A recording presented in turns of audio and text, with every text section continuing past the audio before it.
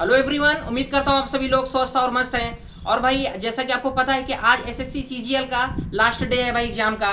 तो आज third shift के एग्जाम के बाद एग्जाम फाइनली खत्म हो जाएगा और जिनका भी एग्जाम में गड़बड़ी थी भाई उनका री एग्जाम फिर से होगा।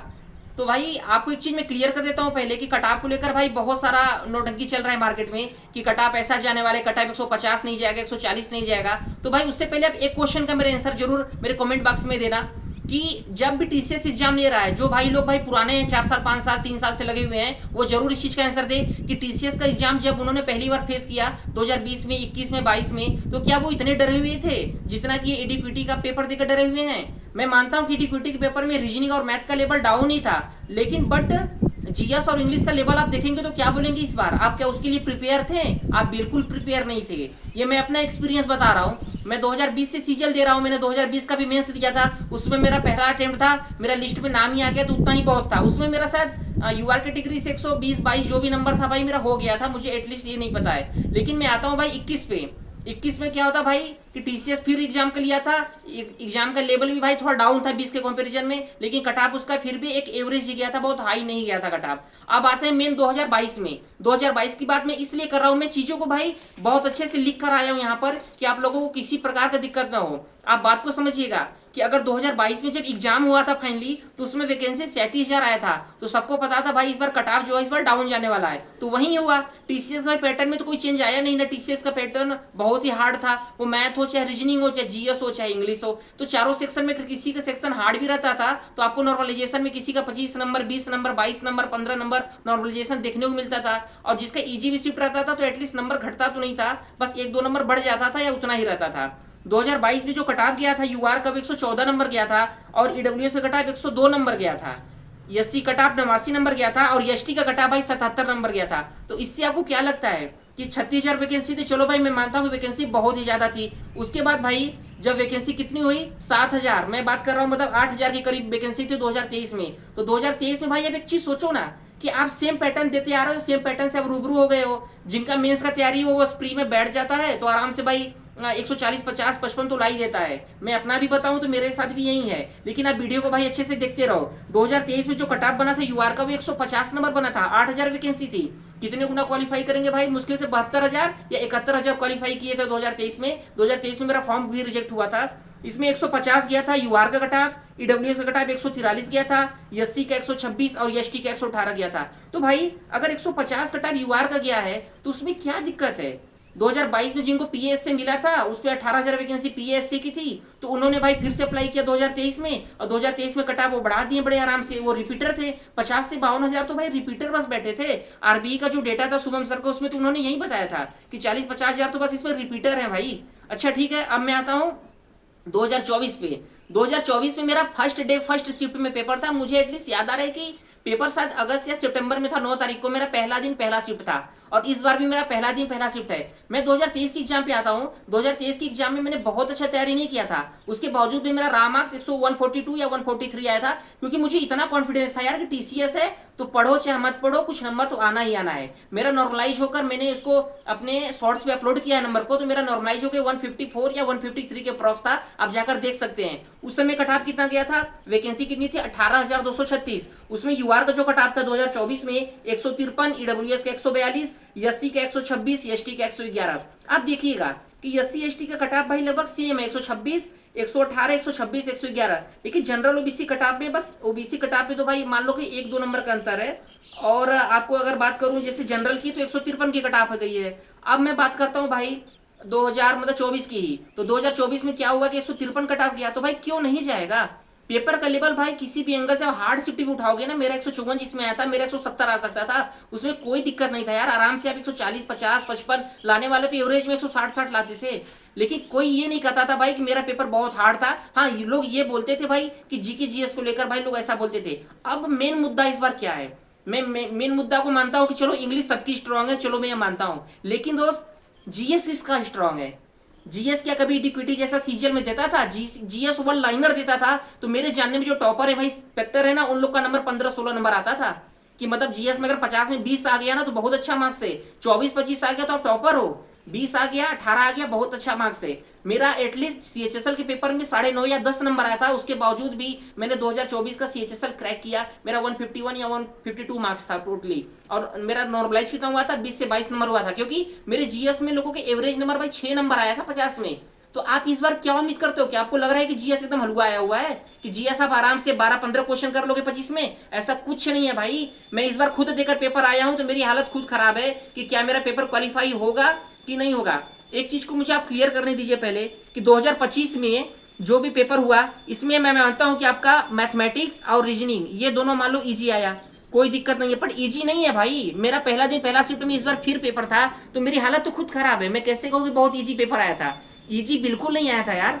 मतलब आपको लगता है ना कि भाई प्रेशर फील कर रहे हो, पहला दिन पहला शिफ्ट है, वो भी इडिक्विटी के इतना बड़ा नंगा नाच, इतना नौटंकी, इतना इसके बारे में कि भाई ये रेपुटेटेड एकदम नहीं है भाई इडिक्विटी। मैंने पेपर दिया, मेरा मैथमेटिक्स तो हो गया भाई, 20-21 मिनट बचा था। मेरी गलती थी कि मैंने इंग्लिश से पहले मतलब इंग्लिश किया, उसके बाद मैथ को किया, तो भाई रीजनिंग इजी था, मेरा रीजनिंग हो गया। मैथमेटिक्स भी मानता हूँ भाई 20-22 क्वेश्चन डुएबल था, हो गया। लेकिन मैं इंग्लिश सीख किया भाई ना, तो इंग्लिश में क्या मेरा 25 में तो 25 करता था टीसीएस में। आप सब लोग कमेंट बॉक्स में भाई बताना कि क्या आप इंग्लिश को 25 में 25 नहीं करते थे। लेकिन इस बार की कहानी क्या है कि इंग्लिश में जो टॉपर लोग हैं भाई, वो भी 25 में 20-22 कर पाए हैं, और एक्यूरेसी की क्या गारंटी कि आपका सब सही हो जाए। मैं इंग्लिश में इस बार 16-17 किया हूं, मुझे कॉन्फिडेंस नहीं आ रहा है कि मैं कैसे कहूँ मेरा 12 सही है कि 10 सही है। ये भाई आप दिल पे मत लेना इस बात को कि भाई तुम तैयारी नहीं किया, ये नहीं किया। मैं मानता हूं मैंने इस बार तैयारी थोड़ा कम किया इडिक्विटी को नौटंकी में, मुझे लगा पेपर पोस्टपोन हो गया, और किसको पता रहता है यार कि आपका पहला दिन ही पेपर हो जाएगा। उसके बाद मैं आता हूं किस पे, जीएस पे। जीएस भाई मैं आपको लिटरली बता रहा हूं, मेरा जीएस में इतना खराब स्कोर कभी नहीं आता था। मेरा सीजीएल में 34 मार्क्स था, पिछली बार 50। पहला दिन पहला शिफ्ट मेरा 34 मार्क्स था दोस्त, उसके बावजूद मेरा 14 नंबर नॉर्मलाइजेशन हुआ। सोचो, मैं कहीं से नहीं मानता था कि मेरा पेपर बहुत हार्ड था। तो इस बार मैं क्या बोल रहा हूं, मेरा जीएस इस बार बहुत सही होगा तो 7 क्वेश्चन या 8 क्वेश्चन या 9 क्वेश्चन सही होगा, बहुत सही होगा। तो उसके अलावा तो सही नहीं होगा, किस्मत जाने शायद 10-11 हो जाए, बट 8-9 क्वेश्चन मेरा सही होगा, इससे ज्यादा सही नहीं हो सकता है। तो मैं कैसे मान लूं यार? लोग बता रहे हैं ना कट ऑफ 140-50, भाई मेरा नंबर 120 नहीं आ रहा है। 120 नंबर मेरा नहीं यार, मैं अपनी बात कर रहा हूं जो मैं 4 बार से मेंस दे रहा हूं। 120 नंबर मेरा आएगा कि नहीं आएगा उसकी गारंटी भी नहीं है। और भाई मैं यूआर कैटेगरी से इस बार हूं, तो मेरी तो खुद ही फटी पड़ी है। आप जितने भी बॉयज एंड गर्ल्स हो भाई, आप जरूर कमेंट सेक्शन में बताना कि आपका इस बार पर्टिकुलर, पिछले बार अगर आपने 2024 में दिया था तो इस बार के कंपैरिजन में आपको दिल से कैसा आवाज आ रहा है, आपको कैसा लग रहा है कि भाई मेरा नंबर कितना आएगा। मैं कभी भी प्रिडिक्ट करता हूँ, रेलवे हो चाहे एसएससी हो, मेरा इतना नंबर आएगा तो उतना ही आता है भाई, थोड़ा बहुत ज्यादा आता है बट कम उतना नहीं आता है। लेकिन इस बार अगर मैं 2025 के फाइनली कटऑफ की बात करूं तो ये चीज आप अपने माइंडसेट में बैठा लीजिए। मेरे हिसाब से जो नॉर्मलाइज कटऑफ यूआर कैटेगरी की जाएगी भाई, वो 124 से 132 जाएगी। अगर आपकी इजी सीट में 125-26 आ रहा है तो मान लो कि आपका नंबर 130 हो, 28 भी हो सकता है, 124-25 भी हो सकता है। और हार्ड सीट में अगर आपका 118 भी आ रहा है तो आपका नंबर 130-32 हो सकता है। तो भाई मैं इतना मानता हूं कि इस बार कटऑफ 124 से 132, इसमें कम भी हो सकता है। इस बार कटऑफ का प्रिडिक्शन भाई कोई भी बहुत अच्छे से नहीं कर सकता। ये पहली बार इडिक्विटी का पैटर्न है, ये किस हिसाब से नोटंकी करने वाला है। अगर पेपर में धांधली अच्छे से हुई होगी तो कोई कटऑफ नहीं प्रिडिक्ट कर पाएगा भाई। जैसे 2024 में सीजीएल का हुआ था भाई, शुभम सर ने प्रिडिक्ट किया, कटऑफ 12-13 नंबर भाई उछाल मार गया।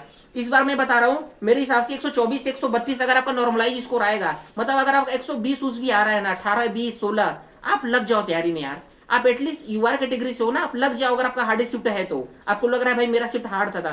ओबीसी में भाई 120 से 25, आप 118 से 124 ही मान लो अगर आपका आ रहा है, आपको लग रहा है कि मैं 115 प्लस हूं। देखो भाई मेरा कहने का मतलब क्या है, मैंने कटऑफ बता दिया, आपको लग रहा नहीं यार ये कटऑफ बता दिया, इसके कटऑफ को क्यों मानूं? आप मत मानिए, लेकिन एटलीस्ट आप अपना तैयारी तो आगे रखो यार। आप मेंस की तैयारी में लग जाओगे, अगले बार आपको फिर प्री देना है, फिर मेंस देना है, तो आपको हम लोग बस यही नोटंकी करते रहते, पेपर देकर हम लोग सुस्त पड़ जाते हैं। एटलीस्ट 10 घंटा नहीं पढ़ रहे, 2-3 घंटा पढ़ो।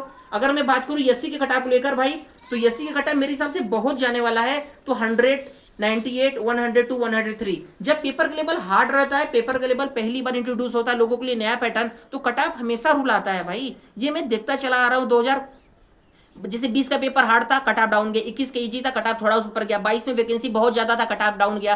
23 में वैकेंसी 7-8 हजार थी, लेकिन बच्चे रिपीटर बहुत आ गए, कट ऑफ फिर भी आई चला गया। 24 में भाई वैकेंसी क्या था, लोग पेपर से रूबरू हो चुके थे टीसीएस के पैटर्न से। टीसीएस भाई इजी पेपर आता था, नो डाउट। टीसीएस के पेपर एकदम हार्ड नहीं आता था। अब 5 साल की तैयारी कर लो प्रीवियस ईयर का, आपका नंबर अच्छा आ जाता था। अगर मैं बात करूं एसटी के कटाप का, तो भाई अगर आपका 88-90 भी आ रहा है मेरे हिसाब से ना, रॉम स्कोर अगर 90-92 के बीच में आ रहा है, 88-90, आप लग जाओ मेंस में यार। आप टाइम एटलीस्ट मत वेस्ट करो दोस्त। आगे आपका सीएचएसएल है, आगे आपका एमटीएस है। आज की डेट में जॉब पाना बहुत मुश्किल है यार। अभी बहुत सारे लोग एनटीपीसी निकला, लोग सीजीएल छोड़ के एनटीपीसी में लग गए हैं, क्योंकि सीजीएल से इस बार बहुत लोगों को उम्मीद तक नहीं है। ठीक है दोस्तों, मैं एक बार और रिपीट करता हूं, अगर आपका यूआर जोन से कटा भाई 124 से 132 के बीच में आ रहा है, भाई मैंने बहुत अच्छे से अपने थॉट के हिसाब से मैंने चीजों को समझा, कटाप को देखा, वैकेंसी को देखा, उस हिसाब से बता रहा हूं। इस बार वैकेंसी भी भाई 15,000 के फ्रॉक से लगभग 1.5 लाख लोग क्वालिफाई करेंगे। तो मेरा मानना है कि कटाप भाई 124 से 132 यूआर का जाना चाहिए, 122 से 130 भी जा सकता है, नो डाउट।